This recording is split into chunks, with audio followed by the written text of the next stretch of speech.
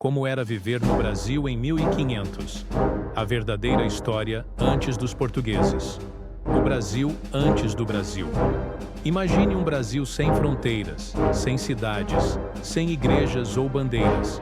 Um Brasil onde o som mais alto era o canto dos pássaros e o estalar das fogueiras nas aldeias.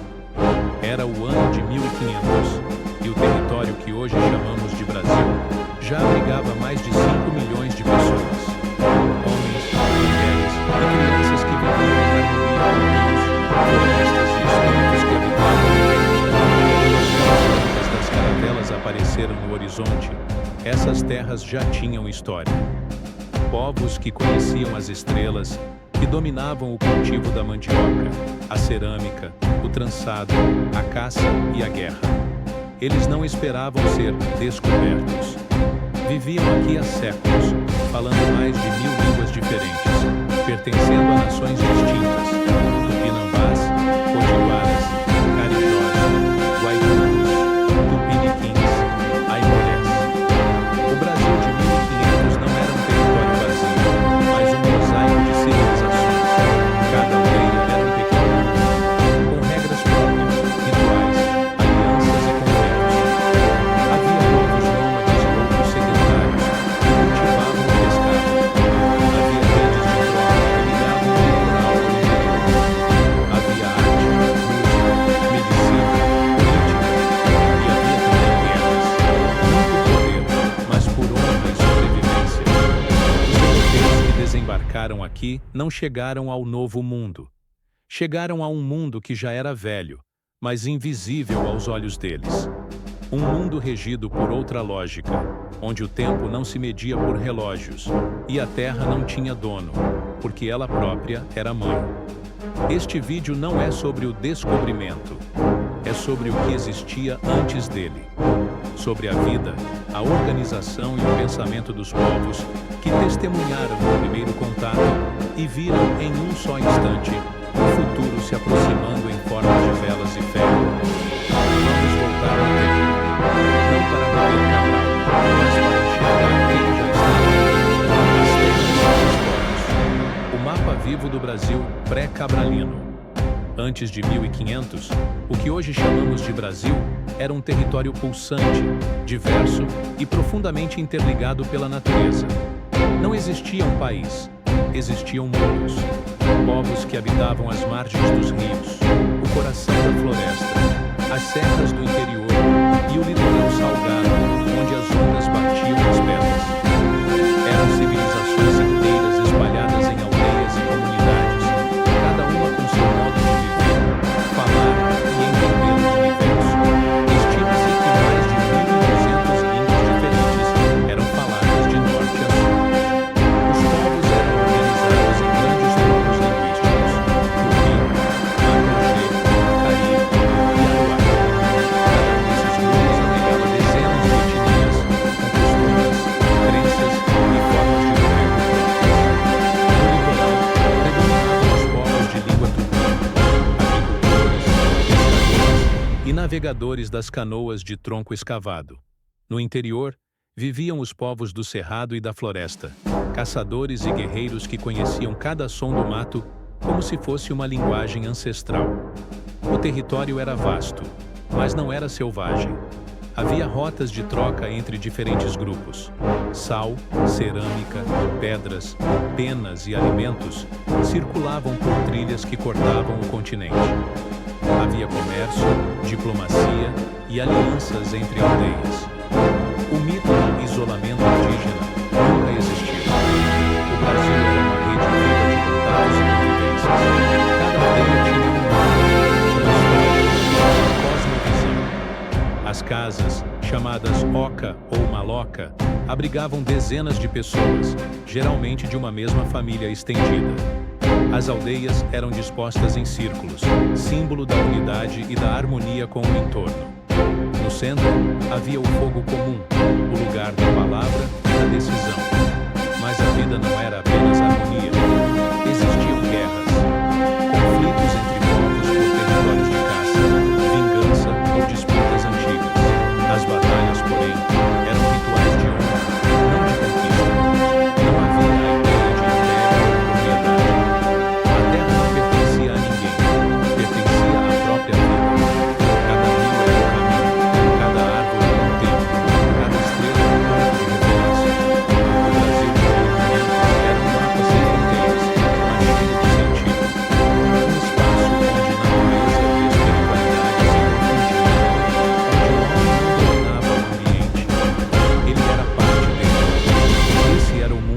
portugueses encontraram quando chegaram.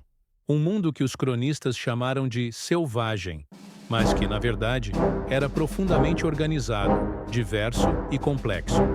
E foi esse mundo que, em poucas décadas, seria transformado para sempre. O cotidiano nas aldeias: trabalho, alimento e organização social. A vida nas aldeias do Brasil de 1500 seguia o ritmo da natureza. O tempo era marcado não por relógios, mas pelas chuvas, pelo sol e pelos ciclos da colheita. Cada gesto, cada costume tinha um propósito coletivo. A sobrevivência dependia da cooperação. Isso era parte natural da vida, não castigo. Os dias começavam antes do nascer do sol. As mulheres acendiam o fogo no centro da horta, preparavam a mandioca e cuidavam das crianças. A mandioca era o coração da alimentação.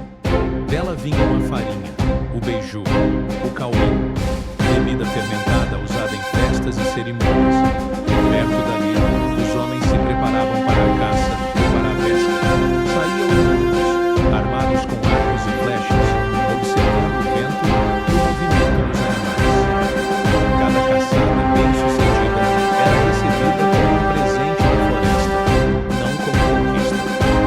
A divisão de tarefas não era desigual, mas simbólica. As mulheres eram as guardiãs da terra e da continuidade. Plantavam, colhiam, cuidavam da casa e do espírito da comunidade. Os homens protegiam, caçavam e faziam a guerra. Os anciãos eram a memória viva. Os pajés, o elo entre o visível e o invisível. A hierarquia não vinha do poder, mas do respeito. A educação era vivida, não ensinada. As crianças aprendiam observando. Um menino se tornava caçador não por dever, mas porque queria ser como os homens que admiravam. Uma menina se tornava guardiã da terra quando entendia a importância das sementes que plantava. Não havia escolas, mas havia aprendizado constante, na pesca, na pintura corporal, no uso das ervas e na escuta das histórias antigas contadas ao redor do fogo. As aldeias eram autossuficientes, cultivavam mandioca, feijão e batatas, pescavam nos rios, caçavam na mata e colhiam frutas. A fartura não era medida em riqueza, mas em partilha. O que se caçava ou colhia era dividido. A ideia de fome era rara e a de propriedade inexistente. À noite, a aldeia se transformava. As vozes do dia davam lugar aos cantos e tambores. As histórias dos antepassados ecoavam, unindo vivos e mortos. O fogo no centro da horta não servia apenas para aquecer. Era o ponto em que o tempo se encontrava. A vida no Brasil de 1500 era simples, mas não primitiva. Era uma sociedade equilibrada, fundada em valores de comunidade, respeito e harmonia com o ambiente. Cada gesto tinha significado. Cada colheita, um ritual. Cada nascimento, uma celebração. E enquanto tudo isso acontecia, o horizonte do mar começava a mudar. O véu rasgava de novo. Algo que nem os pajés sabiam nomear. Crenças, espíritos e o mundo invisível. Antes de 1500, o Brasil era uma terra habitada não apenas por pessoas, mas por presenças. Para os povos indígenas, o mundo não terminava no que se podia ver. Tudo tinha alma. O rio que corria, a árvore que balançava, o fogo que ardia, o animal que caçava. Tudo era parte de uma teia viva e sagrada. A vida era uma conversa permanente entre o visível e o invisível. O universo espiritual dos povos do Brasil de 1500 era complexo e profundo. Não existiam deuses no sentido mas espíritos e forças que moldavam o destino humano. O trovão tinha voz. O vento era mensageiro. O jaguar era guardião da floresta e símbolo de coragem. Cada ser natural possuía uma essência que podia ser invocada, respeitada ou temida. No centro dessa cosmologia estavam os pajés, homens e mulheres que aprendiam desde cedo a escutar o mundo invisível. O pajé era curandeiro, conselheiro, xamã e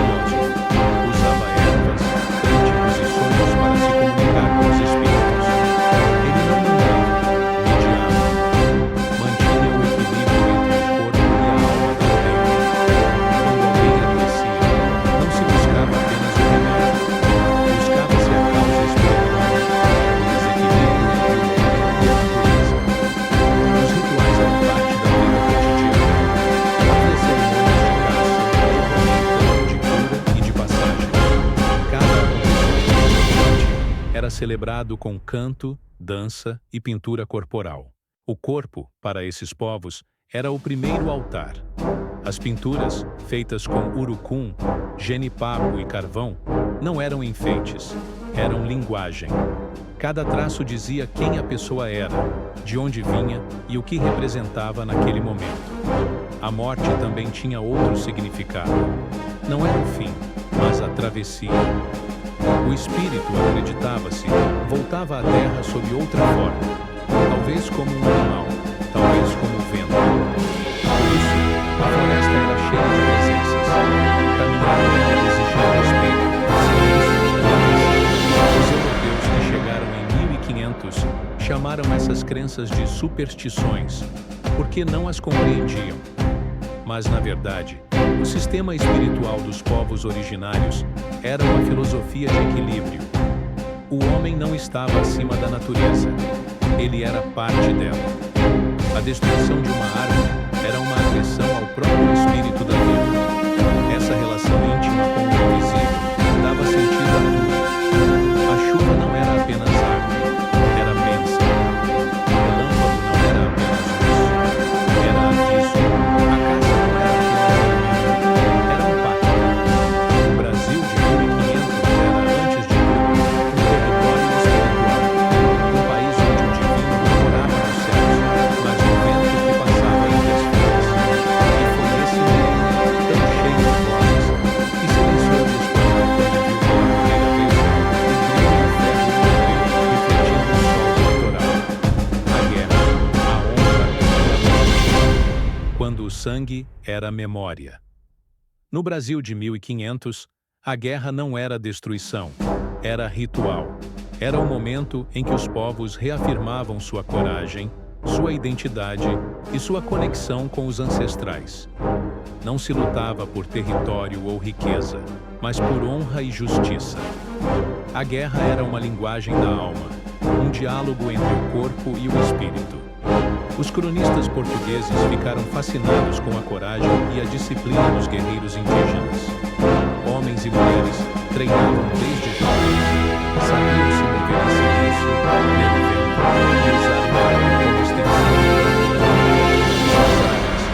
Arcos, flechas, tacapes e lanças de madeira endurecida no fogo não vinham da tecnologia, mas da experiência. Cada instrumento era feito com respeito à natureza. A madeira certa, o tempo certo, o uso correto. O guerreiro não era visto como herói isolado, mas como parte de um ciclo. Ele lutava não por si, mas pela aldeia e pelos antepassados.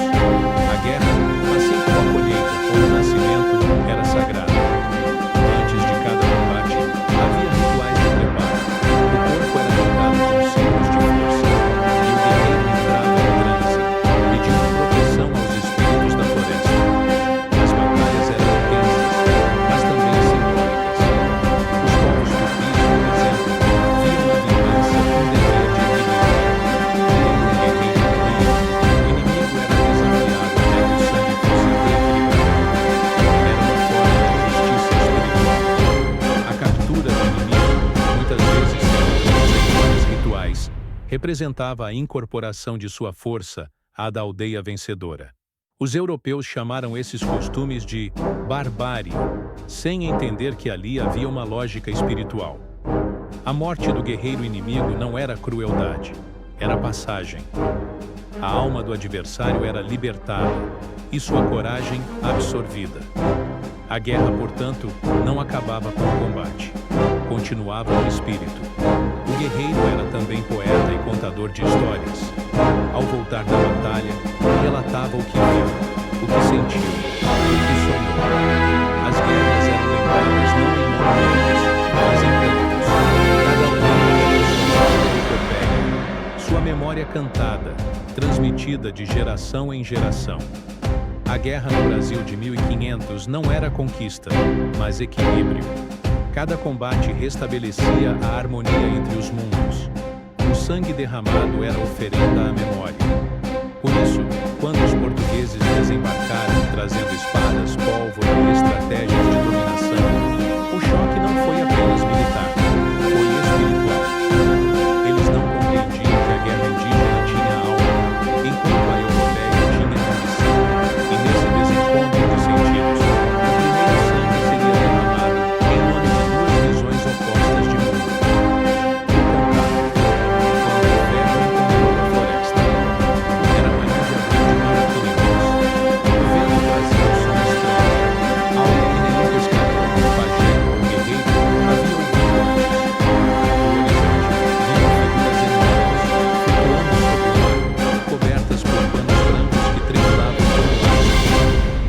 mais velhos olharam com desconfiança. Os mais jovens, com espanto. Alguns pensaram que eram pássaros gigantes, outros, espíritos.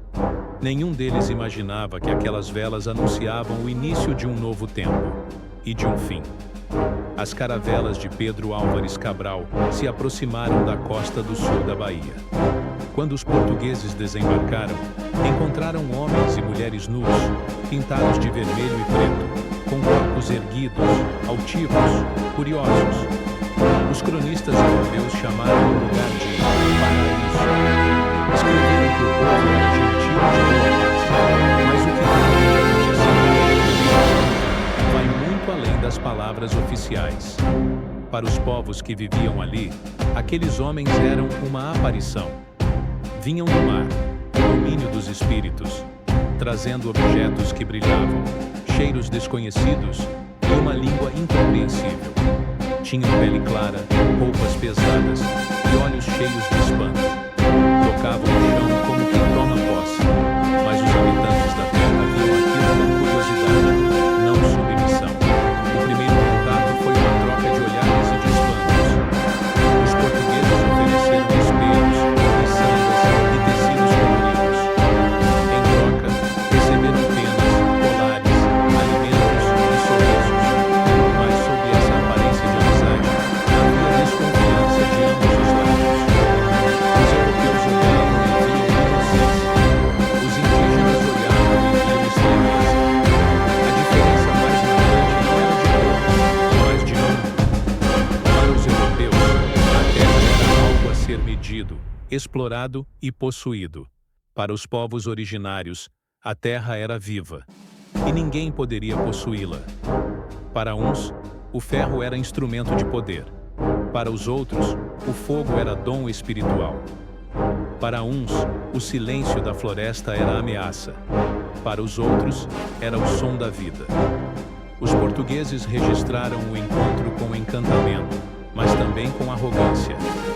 Na carta de Pero Vaz de Caminha, o escrivão descreveu os nativos como gente sem fé, sem lei e sem rei, sem perceber os grupos que não conseguiam, mas sem igreja, lei, mas sem papel, rei, mas sem trono. Nos dias seguintes, o contato se tornou convivência tensa. Os portugueses construíram cruzes, fizeram orações e ergueram símbolos de poder. Os indígenas observaram. Alguns se aproximaram, outros se afastaram. Quando o ferro encontrou a floresta, o som do choque não foi de guerra, foi de estranhamento. Mas o eco daquele som seria ouvido por séculos, porque naquele instante, em uma praia da Bahia, dois mundos se olharam, e nenhum deles voltou a ser o mesmo. O choque de mundos, a chegada da colonização. Os primeiros meses após o contato foram de curiosidade pura. Os portugueses se impressionaram com a força, a saúde e a liberdade dos povos da terra. Já os indígenas observavam com desconfiança e espanto aquelas pessoas que cobriam o corpo inteiro, não sabiam caçar, nem plantar, e ainda dependiam do ferro para tudo. O que começou como uma aproximação, logo se transformaria em invasão, não apenas de terras, mas de modos de viver. Quando as caravelas partiram, deixaram para trás uma marca invisível, o presságio da colonização. Poucos anos depois, outros navios voltaram, agora trazendo missionários, soldados e degredados. Vieram não para trocar, mas para tomar. Trouxeram madeira, metais, tecidos e doenças. O contato entre mundos distintos se tornou um abismo. O choque foi devastador. Epidemias como palíndromo, sarampo e gripe se espalharam pelas aldeias, matando milhares de pessoas em poucos meses. Doenças desconhecidas, contra as quais não havia defesas. Pajés tentavam curar os doentes com ervas e rituais, mas nada detinha a febre. O que antes era um mundo cheio de vozes e cânticos, começou a se encher de silêncio. Junto com a doença, veio a cruz. Os missionários jesuítas chegaram com a promessa de salvar almas, mas o que fizeram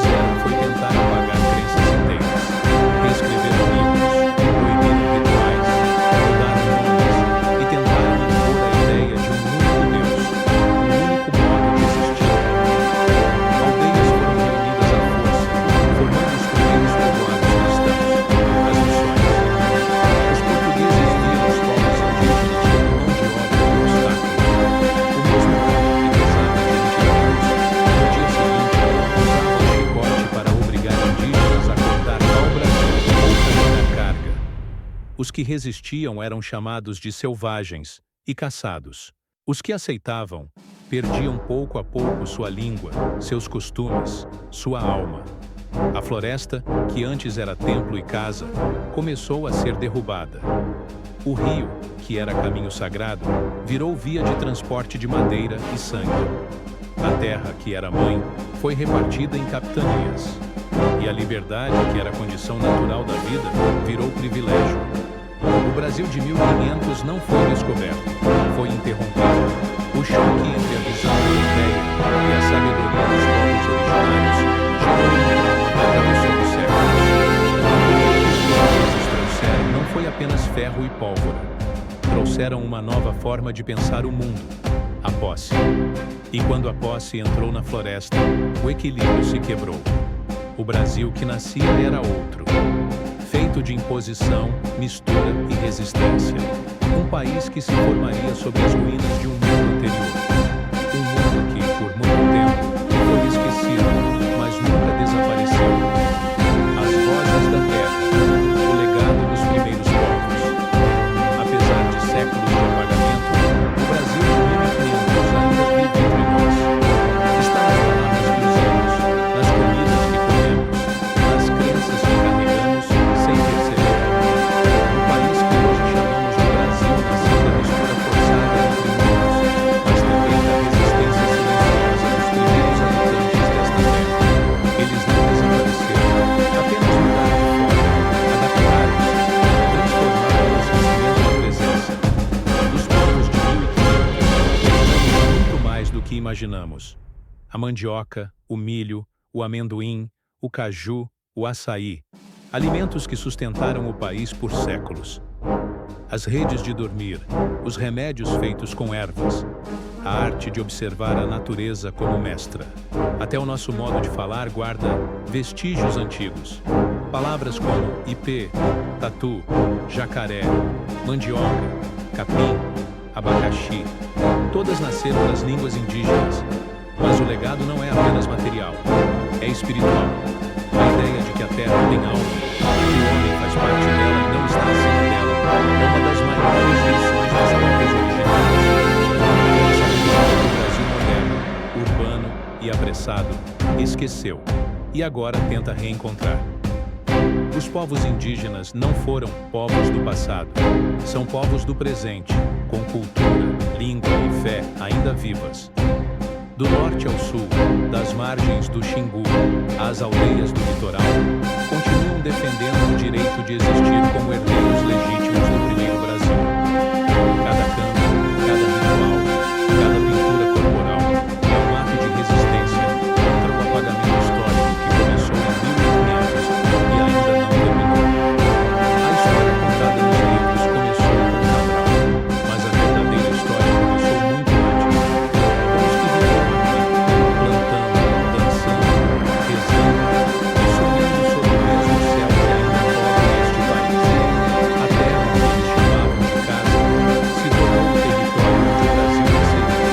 E é impossível entender quem somos sem escutar as vozes que vieram antes. Hoje, ao olharmos para trás, o convite é simples: lembrar. Lembrar que antes das igrejas, das cidades e dos portos, existiam aldeias. Antes das fronteiras, existiam caminhos. Antes dos mapas, existiam histórias. E antes da palavra descobrimento, existia vida. O Brasil de 1500 não acabou. Ele está na floresta que resiste, nos rios que ainda correm, nas aldeias que sobrevivem e nas vozes que nunca se calaram. Escutá-las é mais do que um ato de memória, é um ato de justiça. O esquecimento como política, a inversão do descobrimento. Durante séculos, o Brasil aprendeu uma história contada de um único ponto de vista. Livros, pinturas e comemorações transformaram a invasão em descobrimento. E os povos que já viviam aqui em figurantes de uma epopeia que nunca foi deles.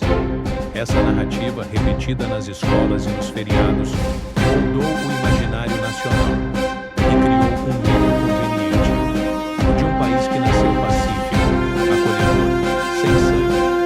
Mas o que se chama de descobrimento foi